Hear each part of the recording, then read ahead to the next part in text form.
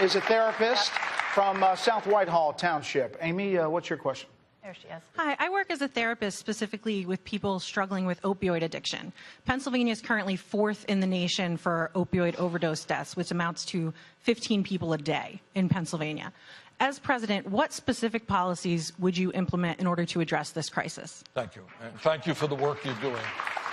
And let me say, it's not just Pennsylvania. It's Vermont. It's New Hampshire. It is a terrible, terrible crisis.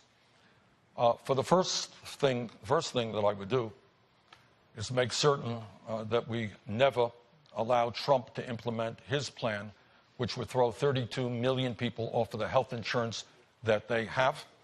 Some of you remember, and think about what that would do to dealing with opioids.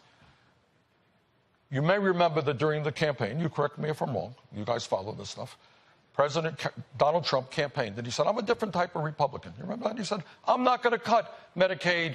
I'm not going to cut Medicare.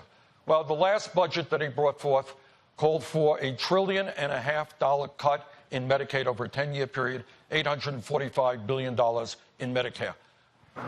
What would $1.5 trillion cut to Medicaid do for our ability to combat the opioid addiction?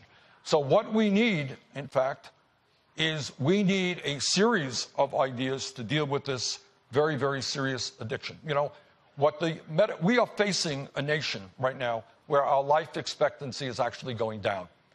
And one of the reasons is drug addiction, it is alcoholism, it is suicide, which the doctors refer to as diseases of despair.